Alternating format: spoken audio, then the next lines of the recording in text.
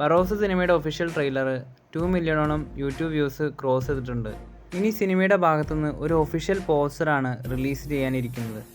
3Dയിൽ ഒരുങ്ങുന്ന ബറോസ് സിനിമയുടെ ഡ്യൂറേഷൻ എത്രയായിരിക്കും എന്നുള്ളൊരു അപ്ഡേറ്റ് ഇപ്പോൾ വന്നിട്ടുണ്ട്. 2 മണിക്കൂറും 15 മിനിറ്റും ആയിരിക്കും ബറോസ് സിനിമയുടെ മൊത്തം ഡ്യൂറേഷൻ എന്നാണ് ഇപ്പോൾ അറിയാൻ സാധിക്കുന്നത്. അടുത്ത മാസം 25-ാം തീയതി ക്രിസ്മസ് റിലീസായിട്ട് ബറോസ് സിനിമ തിയേറ്ററുകളിലേക്ക് എത്തും.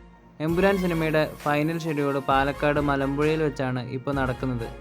ഡിസംബർ 3 എമ്പുരാൻ സിനിമയുടെ മുഴുവൻ ചിത്രീകരണം അവസാനിക്കുമെന്നാണ് പറയുന്നത്. ശേഷം സിനിമ നീണ്ട പോസ്റ്റ് പ്രൊഡക്ഷൻ വർക്കുകളിലേക്ക് കടക്കും.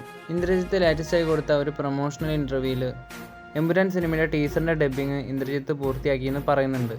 അപ്പോൾ എമ്പുരാൻ സിനിമയുടെ ഭാഗത്തുനിന്ന് ഒരു ഗംഭീര ടീസർ അണിയറയിൽ ഒരുങ്ങുന്നുണ്ട്.